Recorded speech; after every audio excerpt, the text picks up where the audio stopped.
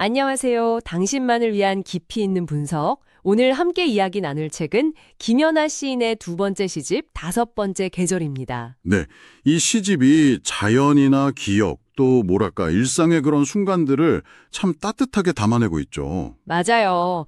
2025년에 출간된 시집인데요. 저희가 시집 속 시들과 김운동 시인의 해설 일부를 좀 살펴봤습니다. 네, 그래서 이 시집이 담고 있는 그 주요한 정서랄까, 시적 세계 이런 것들이 당신에게는 또 어떤 울림을 줄 수 있을지 같이 한번 발견해보는 시간이 되면 좋겠습니다. 좋습니다.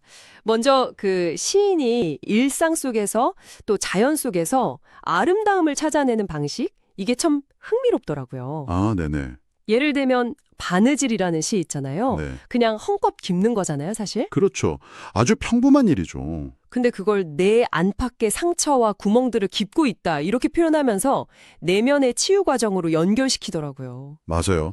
그 시선이 참, 네, 특별하다고 느꼈고, 또 소미불 같은 시에서는 어머니가 해주신 혼수이불에서 그 모난대를 둥글게 깎아가며 살라는, 뭐랄까, 삶의 지혜랄지? 그런 사랑을 발견하고요. 아, 그렇죠. 근데 여기서 중요한 건 해설에서도 지적하듯이 어떤 화려한 기교? 이런 것보다는 정말 솔직하고 진솔한 목소리로 다가온다는 점이에요.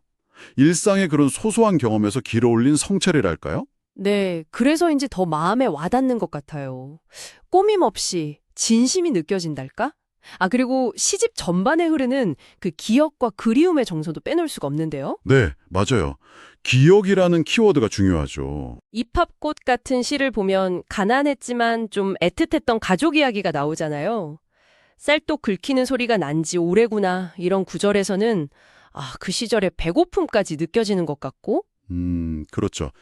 기억을 단순히 그냥 떠올리는 게 아니라 그걸 재료 삼아서 시인만의 어떤 감정 풍경을 만들어내는 것 같아요. 네네.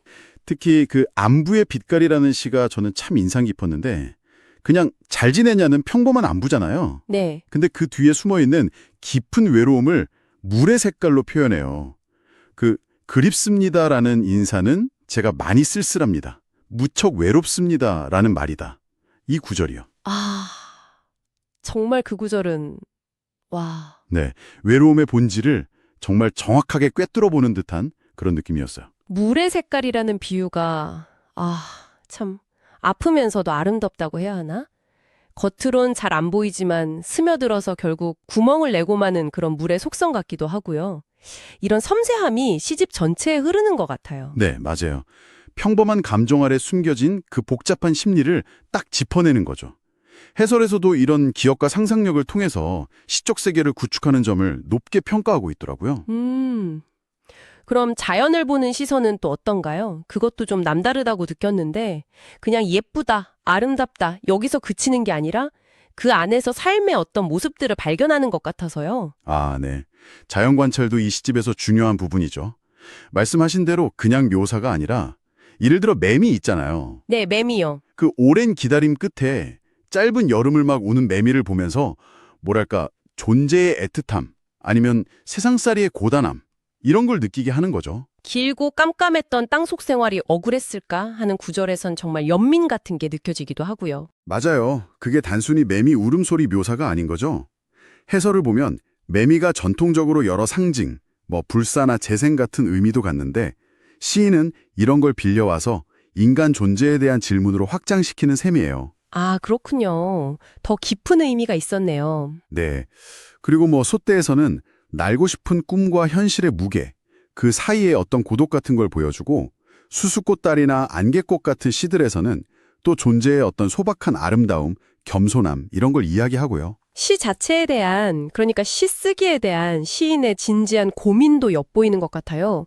시인이라는 시에서는 시 쓰는 일을 시냇가의 조약돌을 빛나는 보석으로 다듬는 과정에 비유하기도 하고요. 네네.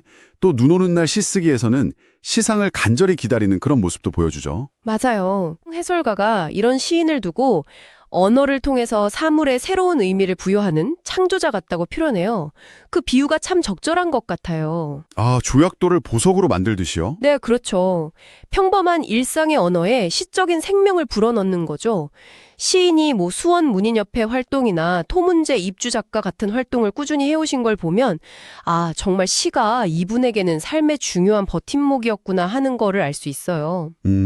들어보니 김연아 시인의 5번째 계절은 정말 일상과 자연을 향한 따뜻하면서도 섬세한 시선, 그리고 기억과 감정에 대한 깊은 탐구, 또 삶을 대하는 진솔한 태도, 이런 것들이 아주 담백한 언어로 잘 표현된 시집인 것 같네요. 네, 맞습니다. 이 시들을 읽으면서 당신의 일상, 또 주변을 한번 새롭게 돌아보는 계기가 될 수도 있을 것 같아요. 마지막으로 이 시집 제목이 5번째 계절이잖아요.